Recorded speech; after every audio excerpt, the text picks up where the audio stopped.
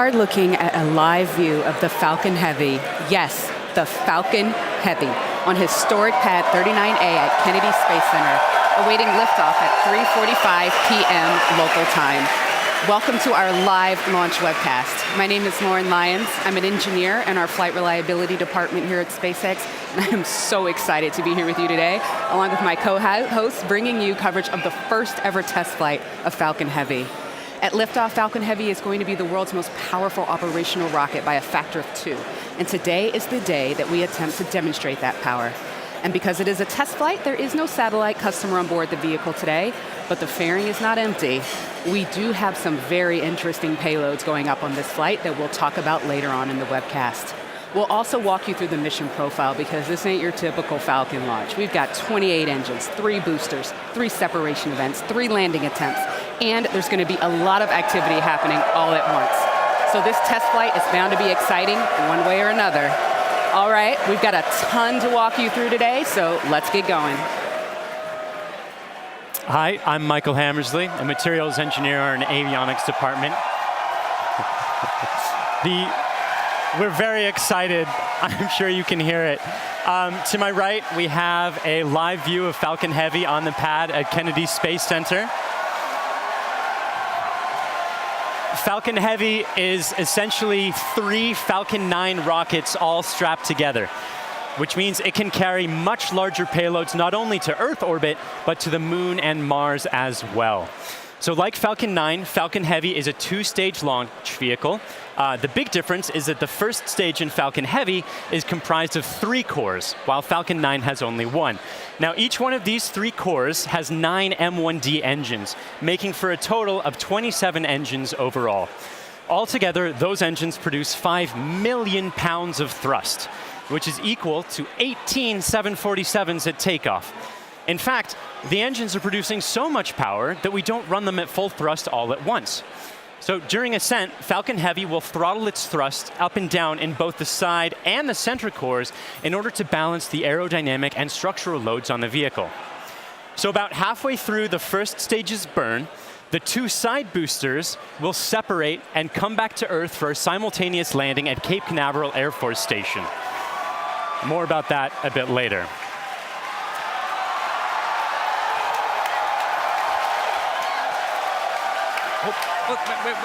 Wait. At that point, the mission proceeds very much like a standard Falcon 9 flight. The center core will keep on firing for another minute to burn all of its fuel, and it will perform a standard stage separation from the second stage on top. This second stage, with the fairing right at the very top there, the second stage is exactly the same as any other Falcon 9 flight, except we've loaded a bit more helium onto it this time. Now, that second stage will be sending our payload way out into a Mars-crossing orbit, which we'll also get into a bit later.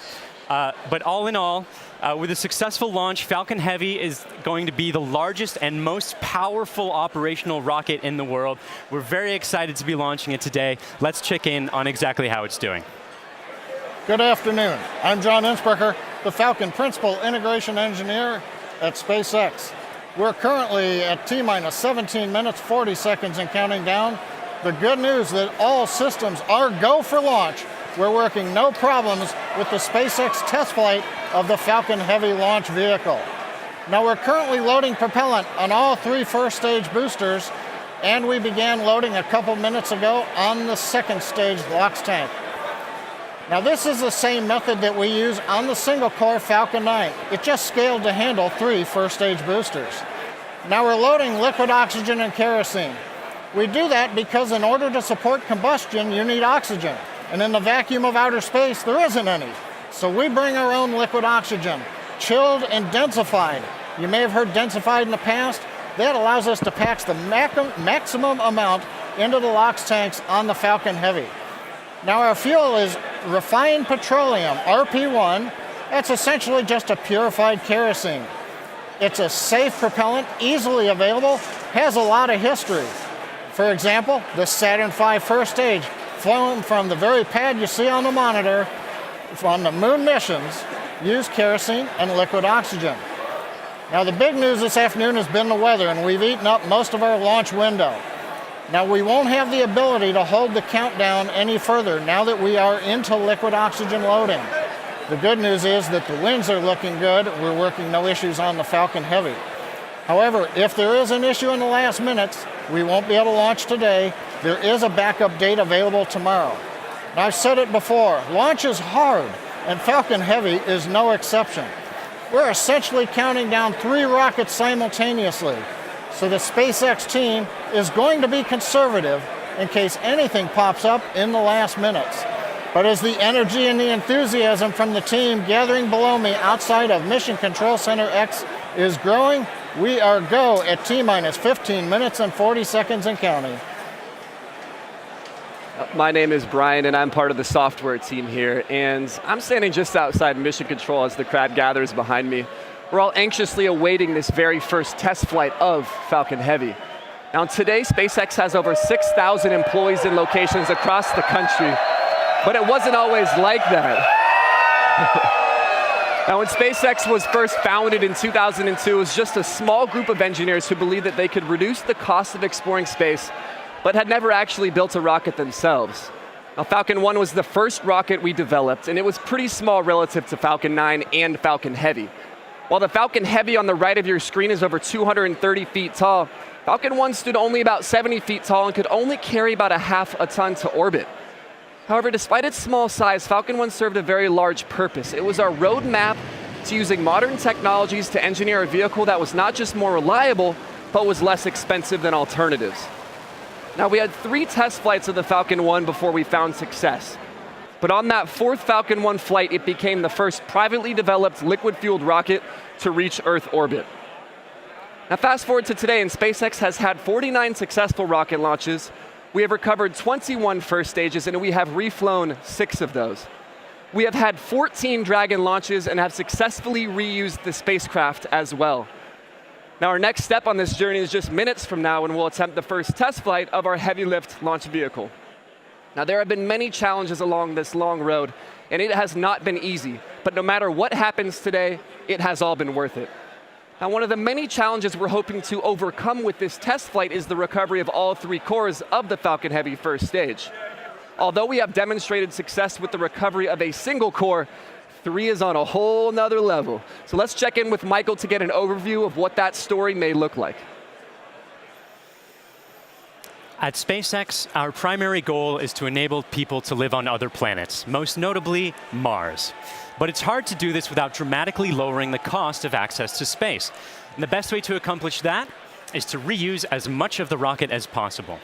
So we've been successful at landing and reusing Falcon 9 rockets for over 2 years now. And Falcon Heavy aims to continue this trend of reusability.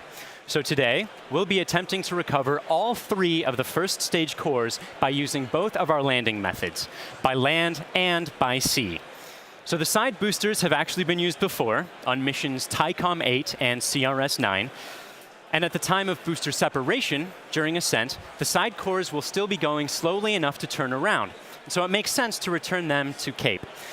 They'll be executing a 3-burn maneuver to get them back to landing zones 1 and 2 and Cape Canaveral Air Force Station. You may have heard of landing zone 1. Landing zone 2 is an identical landing pad right next to it for Falcon Heavy landings. The center core will be going too fast to efficiently return it to Cape Canaveral Air Force Station. So we're going to use the autonomous spaceport drone ship to catch it about 300 miles off the Florida coast. It will also be executing 3 burns to get there. So if all goes well after launch, we'll have 3 first stage cores back on Earth, 2 for the second time, and a wealth of data for perfecting airplane-like operation in the future. So countdown is still proceeding nominally. So let's check in again on how Falcon Heavy is doing.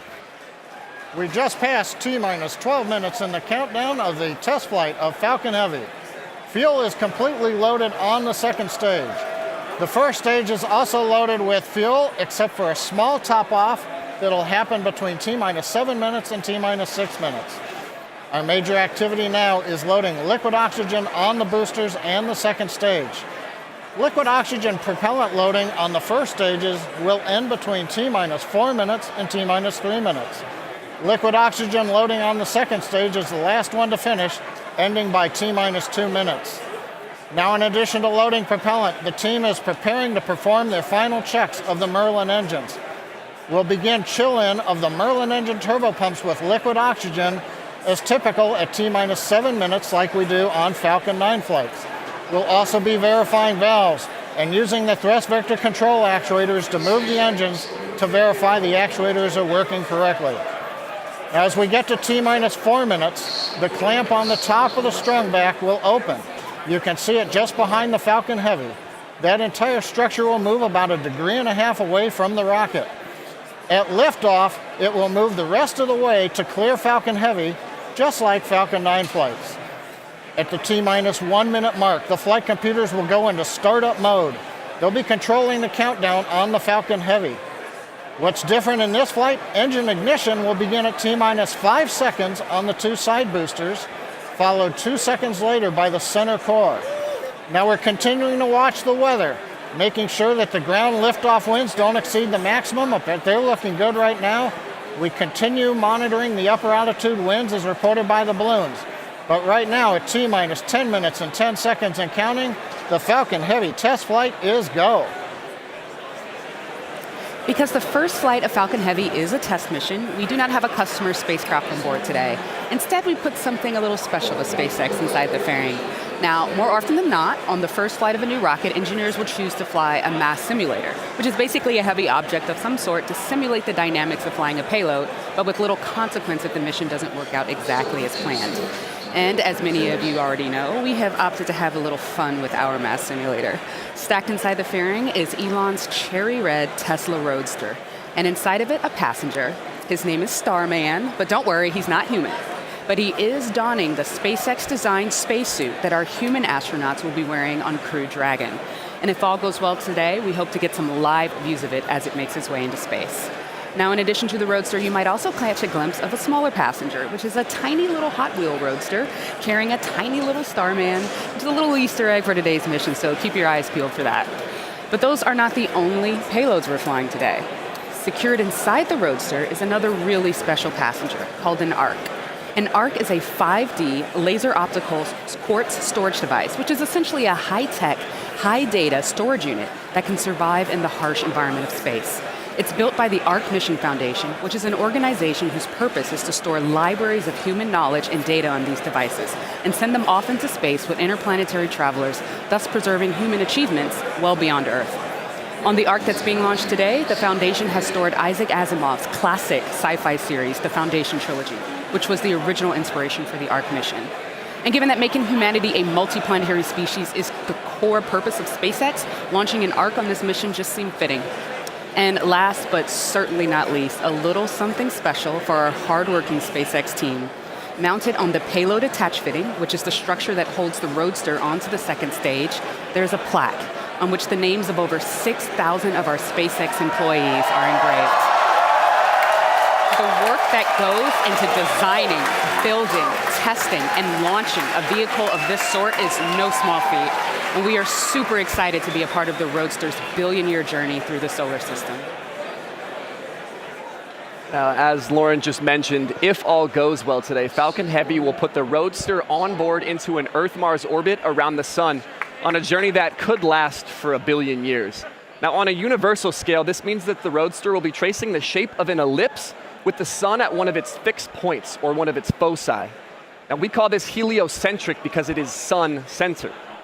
The outermost distance on that same ellipse will intersect the path that Mars takes while it is on its own journey around the sun. That's quite far away. That will reach a maximum distance from Earth of over 400 million kilometers. In Earth terms, that's about the same as a trip around the equator 10,000 times. Now, during its journey, the Roadster will also reach a maximum velocity of nearly 40,000 kilometers per hour, or about 20 times faster than a speeding bullet. Now, as we said, it should stay up in orbit around the sun for about 1 billion years, and it's a very long, exciting road ahead, and we are thrilled to be able to take the first steps on that journey just 5 minutes from now.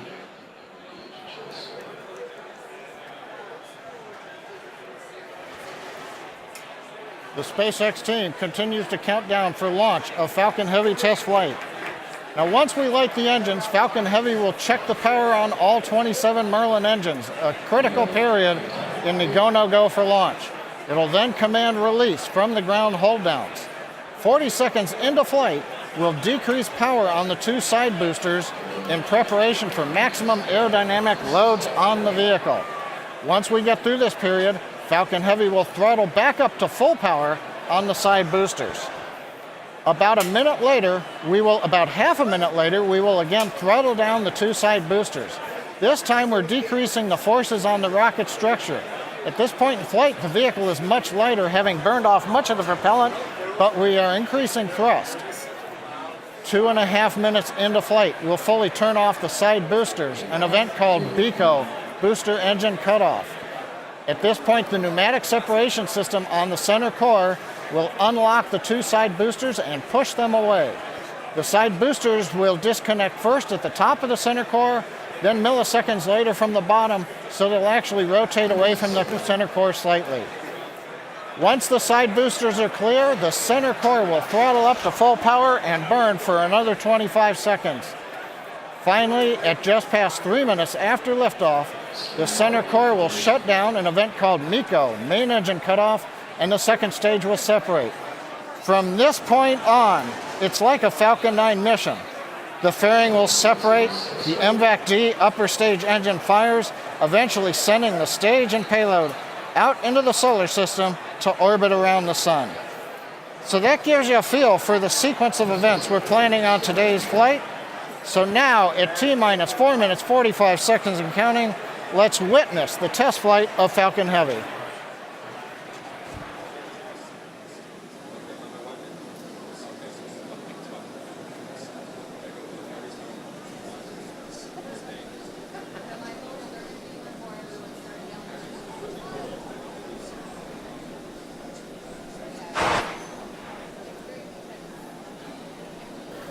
MVAC and A1D fuel bleed is started.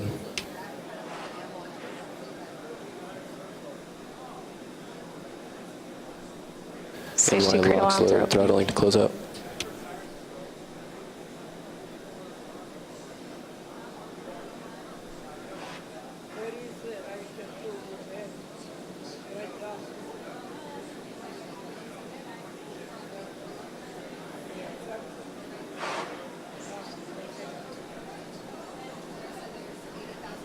NY locks load complete.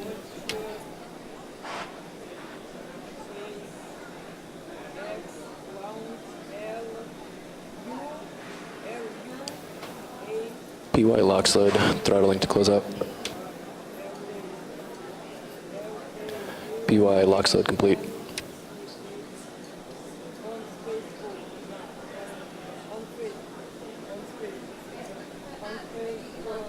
Stage 2 TVC motion's nominal.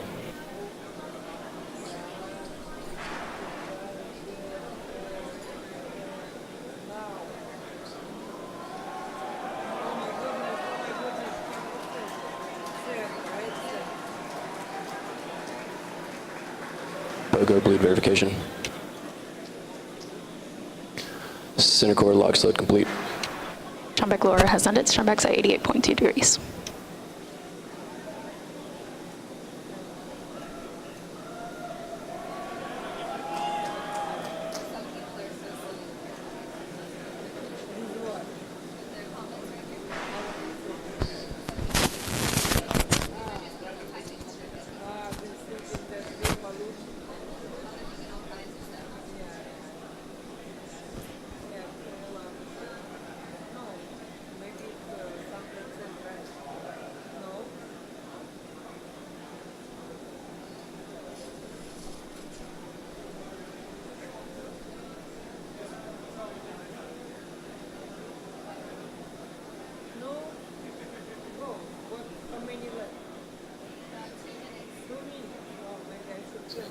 Stage 2 locks load complete. Falcon Heavy prop load is complete.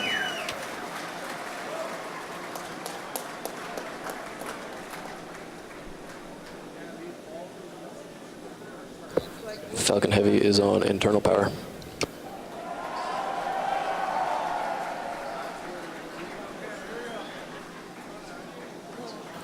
Vehicles in self-align. Ground gas closeouts has started. Falcon Heavy gas loads are complete.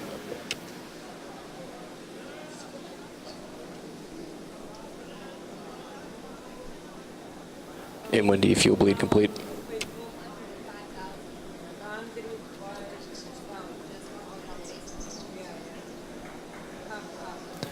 M1D engine chill is complete.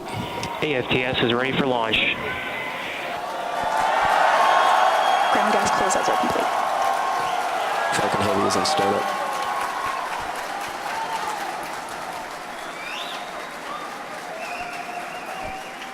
Stage 2 pressing for flight.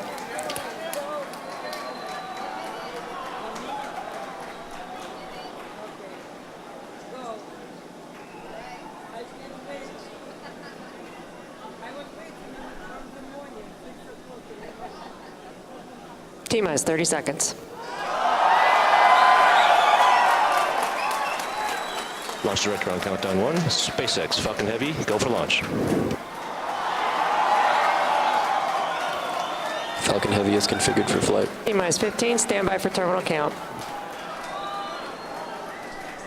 10, 9, 8, Side booster ignition. 6, 5, 4, 3, 2, 0. Ignition. Falcon Heavy.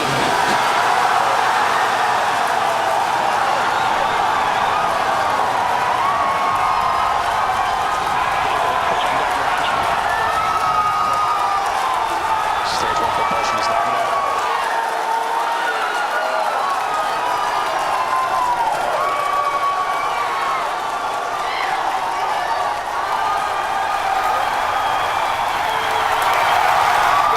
T-plus 30 seconds, if you can hear me over the cheering. Falcon Heavy heading to space on our test flight. Building on the history of Saturn V Apollo, returning pad 39A to interplanetary missions. We're getting ready to throttle down for max Q.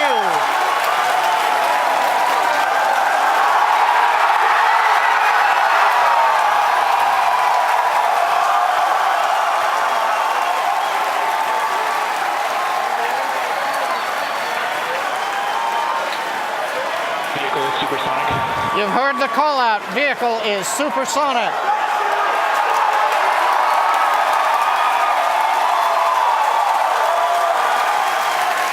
Side boosters are now throttling back up to full Vehicle has power. reached maximum dynamic pressure. We're past max Q, the period of maximum loads on the vehicle.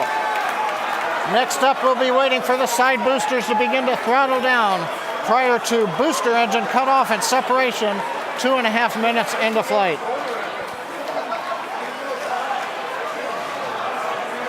GNC trajectory looks good on the Falcon Heavy.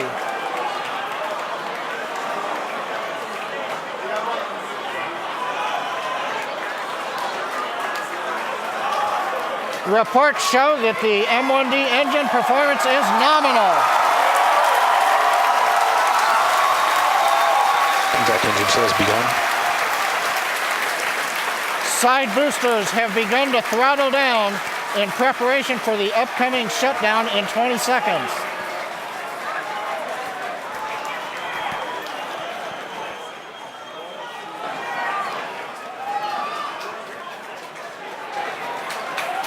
Major event coming up with side booster shutdown and separation. Inside shutdown. Side boosters. Beacon. Center. We throttling up. S1 keeps going.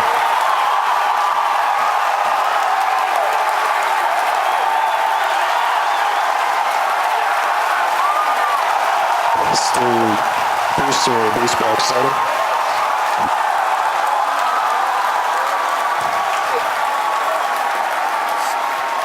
Successful separation. We're coming up on MECO and shutdown. Stay set. Separation confirmed. Event recognition. This big burn looks good on side boosters. Spectrum startup.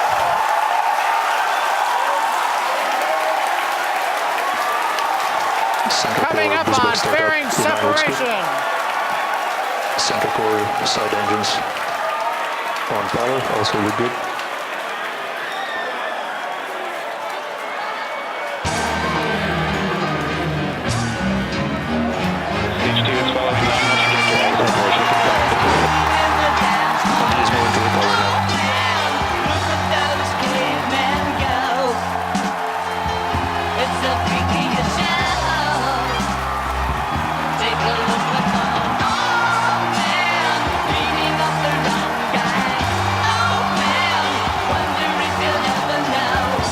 Side booster, boost back, shutdown. Center core boost back burn shutdown.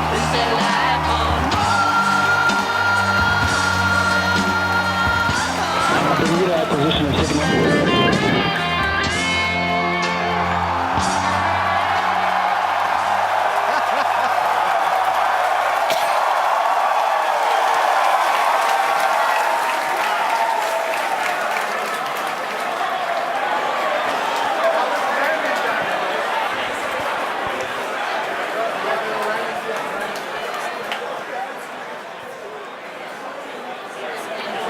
Wow. Wow. Did you guys see that? That was awesome. That's the only thing I can really that was say right absolutely now. wild. Absolutely wild. I got nothing else. Oh, man. Recapping all the great things that you just saw there. Successful liftoff from the pad, successful stage separation, but before that, successful booster separation. You can see stage one. The two side boosters, pardon me, you can see the center core, and you can see MVAC lit up. Oh my gosh. Then the beautiful shots of Starman chilling in the Tesla Roadster. Just absolutely incredible. On your screen at the moment, you've got a few things happening. On the upper right, you've got MVAC-D continuing its burn. On the upper left, you have the center core headed back towards the autonomous spaceport drone ship. And in the two bottom screens, you've got the side boosters headed back towards Cape Canaveral Air Force Station, landing zones 1 and 2.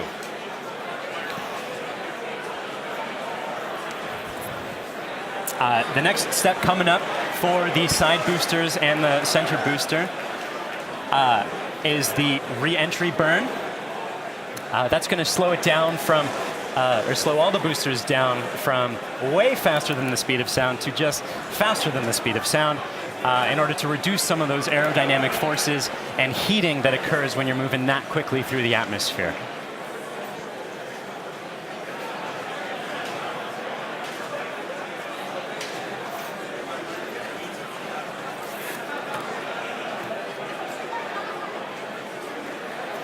And as you can see on your screen, that re-entry burn for those two side boosters has begun.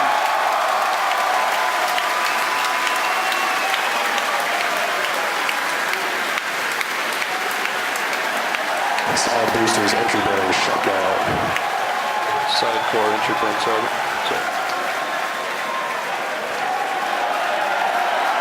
The center core in the upper left of your screen performing its own re-entry burn.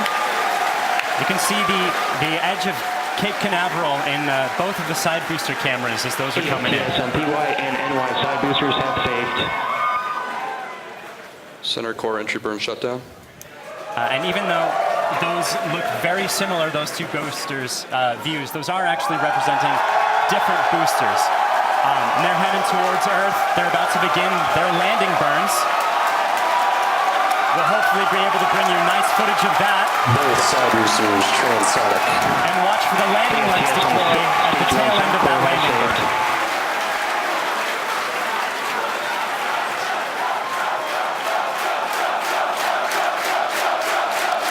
And that landing burn has started. Both boosters looking to be on track towards their respective landing Boosters zones. landing burns have started.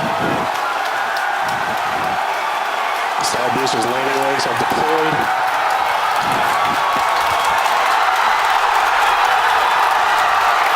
And the Falcons have landed. LZ1, LZ2, both side boosters have touchdown. Landing operators move on to 11 by 1 recovery 1 and recovery 2. And coming up very shortly, the center core will be attempting its landing on the autonomous spaceport drone ship. You may also be hearing the second engine cut off. Oh, check on your screen. Sometimes this footage goes out when it approaches the drone ship and the heavy vibrations make it lose signal. We're crossing our fingers that's not the case right now. Stage 2, nominal parking orbit insertion. So it looks like that landing is happening at the moment. We have lost signal. We're hoping that signal comes back shortly. Oh, man. Yeah, as Michael mentioned earlier with the vibrations of the rocket and how it shakes up the cameras that are on the drone ship, sometimes we do lose signal or shakes up the antennas. Oh, and we've just gotten confirmation. Oh. We're waiting to hear what happens, and so we're listening in, and we're still waiting to hear. We'll let you know as soon as we find out. You'll know. People are cheering, but we'll get the call and know hopefully very, very soon how that center core is doing, whether it's standing up proud on that drone ship or not. Meanwhile, other two landings. Those were absolutely gorgeous. Meanwhile, the second stage is continuing its trajectory towards Mars. It's all looking good there. John, come give us a recap of the full mission. He stands. Well, if you could hear all that cheering, it was an outstanding test flight of the Falcon Heavy.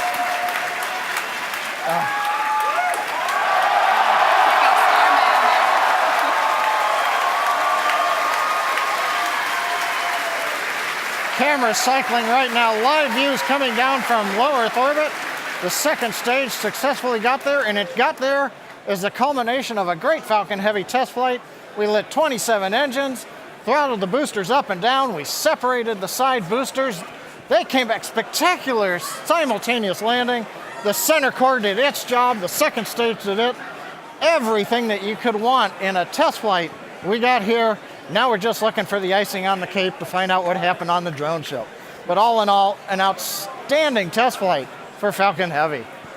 Wow, what an absolutely momentous occasion. Thank you so much to the range for contributing their expertise to today's launch, the FAA for the licenses to launch and land those boosters, as well as the rest of Falcon Heavy. And thank you to you, the viewers, for joining us for a really, really cool moment here.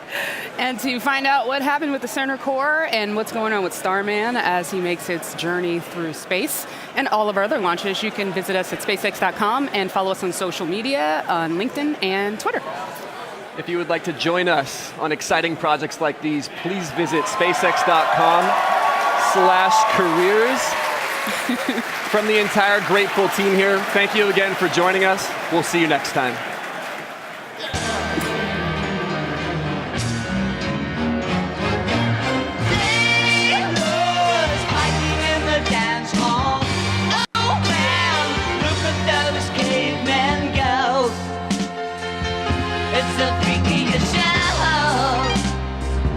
Take a look at the low man beating up the wrong guy.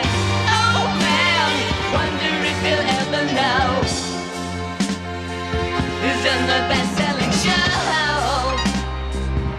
Is there